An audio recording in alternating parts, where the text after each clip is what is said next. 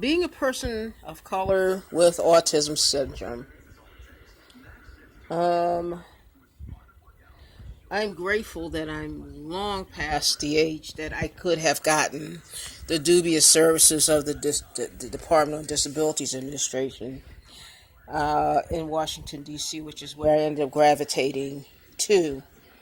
Because you truly are not in a position where you're free to choose anything as a person with autism.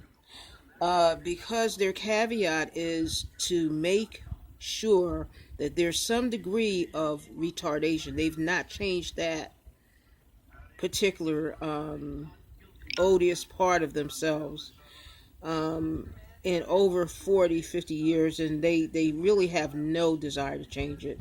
The stakeholders who back them will not allow that change.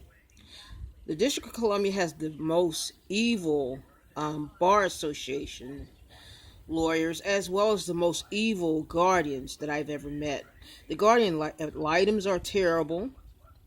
Also, there are quite a few crummy, villainous, nasty providers that the District of Columbia continues to keep on their pay roster. Why? Because they keep placements in place, even if they are wrong. And the majority of the time they are wrong for those people. But that they are not out of state. If there were any possible way for me to go back and create a way in which Jennifer Laff could not have made that report against Feiner, I would do it. I would do it in a heartbeat.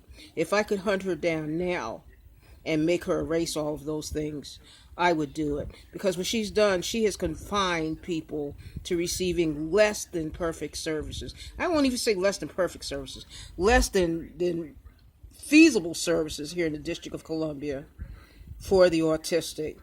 She's condemned people, and she's gotten away with it. And as I understand it, she's now somewhere else.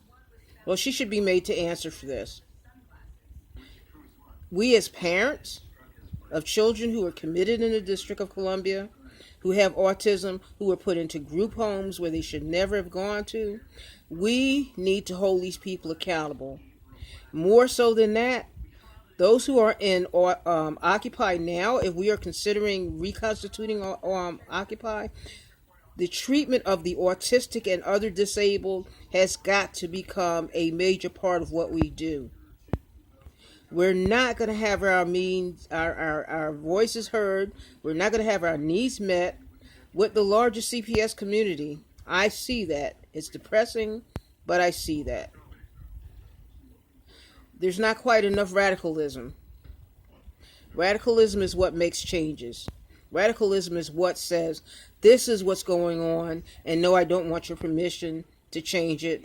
I want you to change this to reflect the good for everyone else. Until we get there, it's going to continue to stay funky as it is now.